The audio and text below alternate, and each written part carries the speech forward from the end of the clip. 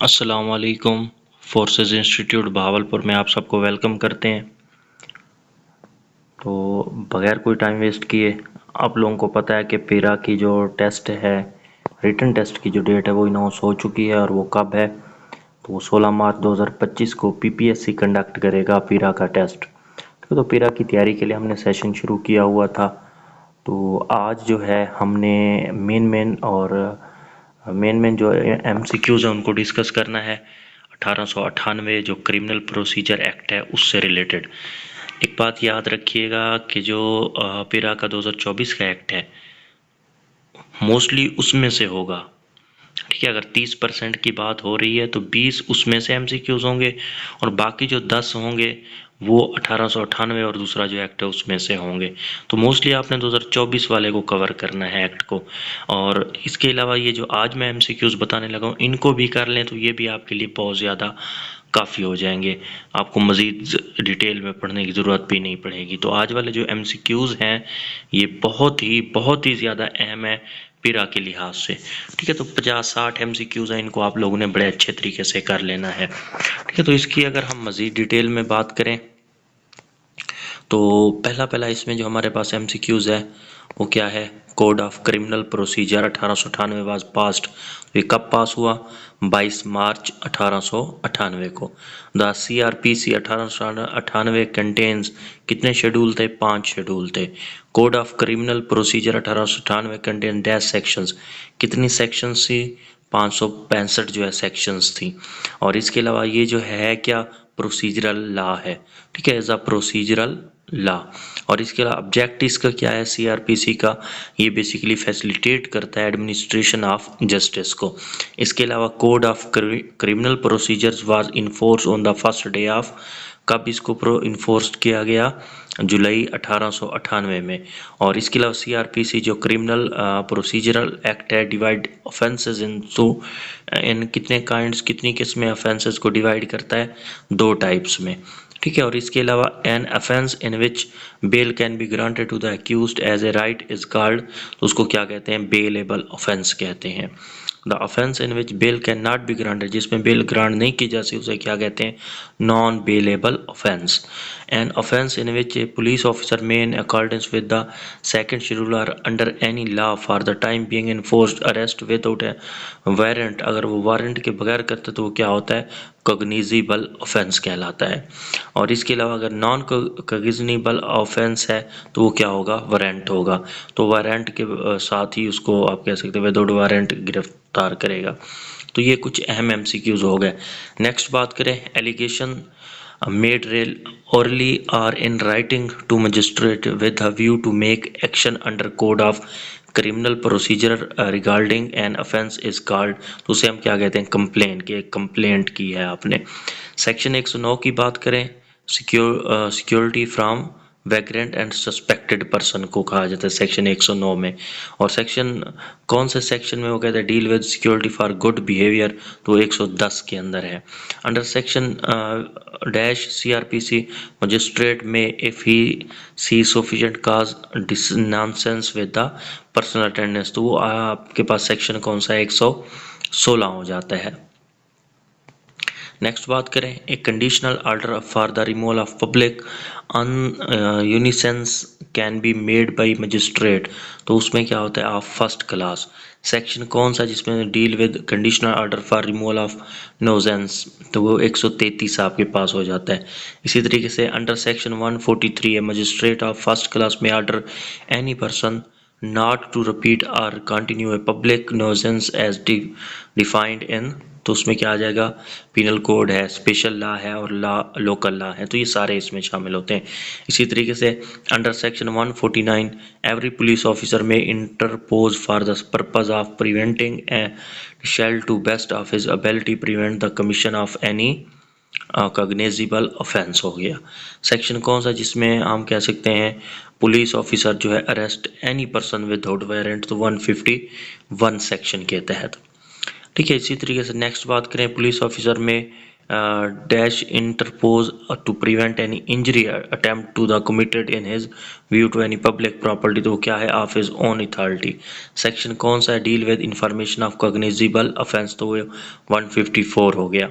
154 section जो है ये क्या है, फर्स्ट इंफॉर्मेशन एफआईआर जिसको कहते हैं। तो एफआईआर हैज़ डैश कॉलम्स, तो इसके 6 कॉलम्स होते हैं जो एफआईआर है, ये बहुत अहम एमसीक्यूज है। नेक्स्ट बात करें तो registration of FIR regarding cognizable offence is, तो उसको क्या कहते हैं, statutory duty of officer.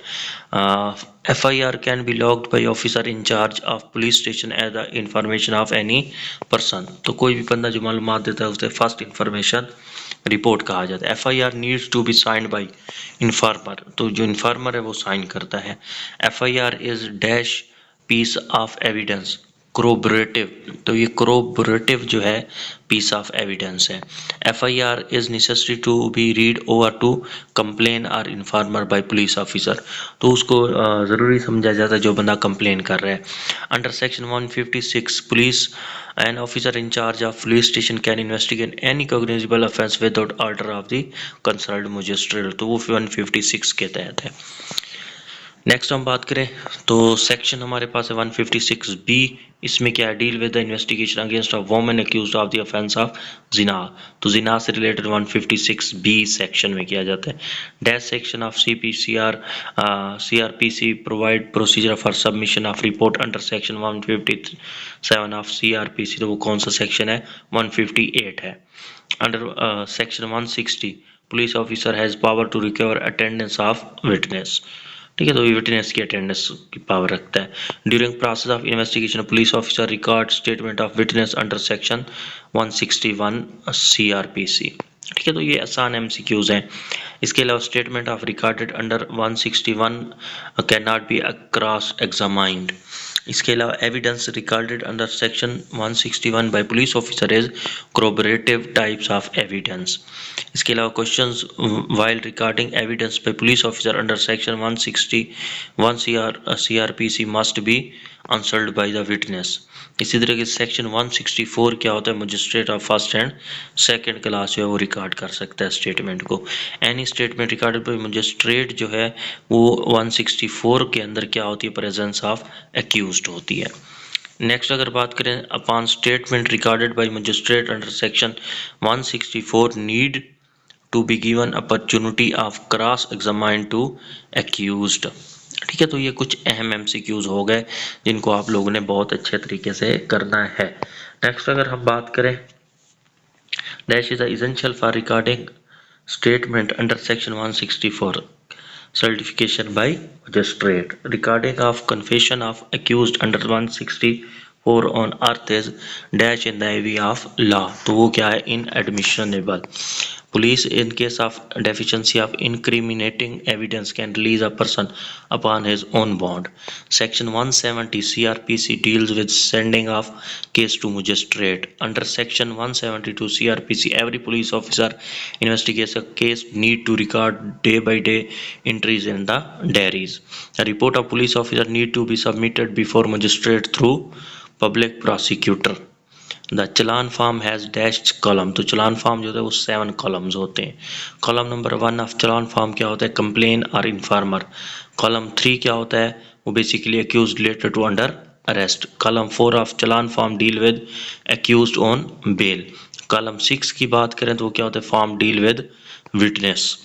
Same इसी तरीके से 52 में अगर देखें, every offence shall be inquired in and tried by court within local limit of the whose offence was committed.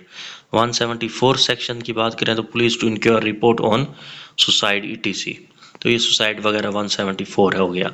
During the investigation 175 CRPC police officer can summon any person to attend investigation. और 176 में क्या, empower magistrate to make inquiry with respect of cause of death, तो magistrate को ये power है कि वो causes of death को जान सके। Section dash two dash CRPC deal with summary trial 260 to 262. Section dash to dash deal with the trial conducting before court of session and high court 165A to 165N. इसी तरीके से trial before courts of session to be conducted by public prosecutor is defined as 165 A CRPC 1898 procedural in cases triable of high courts and courts of session in defined in 265 CRPC 1898. Supply of statement and documents to the accused is defined to dash CRPC। तो वो हमारे पास कौन सा है 265 C हो गया। Order of हमारे पास orders of acquittal and conviction is pass by court of session during trial under section 265 H हो गया। इसी तरीके से नेक्स्ट हम बात करें तो हमारे पास क्या है, हाँ जी, नेक्स्ट हमारे पास है section 265 deal with the framing of charge courts of session. Section dash CRPC deal with play of accused 265E। और इसी तरीके से सेक्शन 265F CRPC डील किसके साथ है, evidence of prosecution.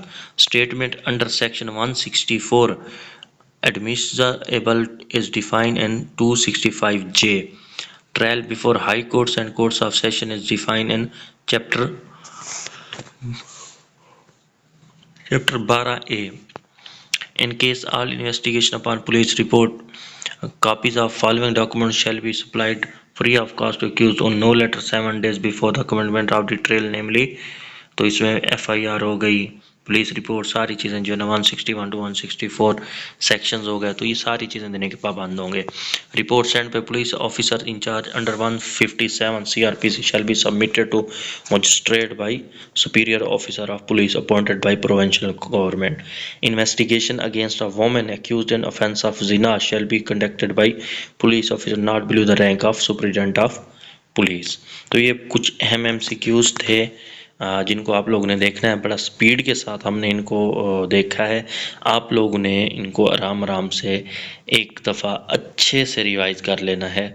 I hope कि आप लोगों को ये सारी चीज़ें क्लियर हो जाएंगी। इसके अलावा अगर हम बात करें तो यूसुफ जलाल साहब का बहुत शुक्रिया, उन्होंने ये हमें नोट्स प्रोवाइड किए।